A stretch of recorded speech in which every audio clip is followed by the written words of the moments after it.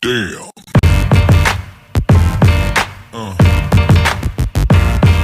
Yeah.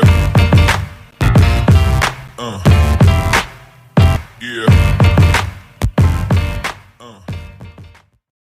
Households across the country are under pressure again this morning after the Bank of Canada raised the interest rate yet again to 5%. It's further squeezing homeowners who are already concerned about having to renew their mortgages. But for others, it's making finding a home or a rental even further out of reach. Our next guest knows the pain of the high cost of living all too well. Joining me now is Terry Smith-Fraser, a full-time continuing care assistant who is currently living in her van after she was forced out of her apartment because the cost of rent climbed. Terry, welcome. Thank you for being with us. You've been living in your van for a year? Yes. Just over a year now, I've been in my van.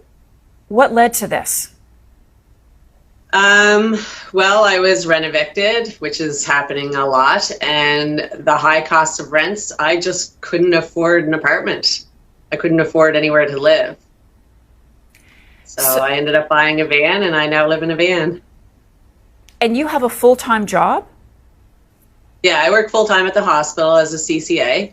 I've been there 25 plus years. And yeah, I can't afford to live in an apartment by myself. We should mention that you're in Halifax and you were priced out of the market.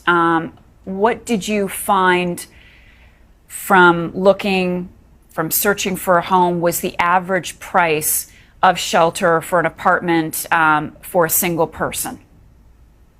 For a single person, like you might be able to get a one bedroom for around $1,800, which is, more than double what I was paying before. More than double?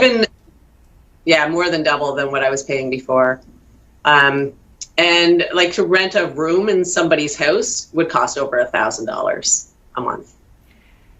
Could you ever imagine this for yourself? No, not at this stage in my life. I didn't think I'd be working a job and living in a van, especially in the winter. Well, I think all of our imaginations are running wild right now. Can you describe what life is like for you with your van as your home? My biggest issue is parking, because I don't live at a campground. That would cost more than rent. So I basically live on the streets of Halifax. I try and find free parking places close to work. And then on my days off, I'm looking for parking, in a park or close to the ocean or somewhere nice, at least out of the city. I have everything I need in the van. I have a toilet. I have a kitchen setup, showers. I have a gym membership. But that's basically how I live right now. What do family and friends say to you, Terry, about your living conditions? I think they're pretty used to it now. In the beginning, it was kind of, I think people weren't sure if I was going to be able to manage it, especially coworkers. I'm kind of adventurous, so my kids already knew that. Probably just felt like it was another adventure, but my coworkers didn't think that I should be doing it, I guess, or that there had to be another way. Do you have hope that someday you will have your own place again, a place that's not on four wheels, Terry? At this point, I don't think that's going to happen. I feel like rents and the cost of housing and stuff is just so expensive that I really don't want to use all of my money to go towards rent. So I think this has become my new lifestyle.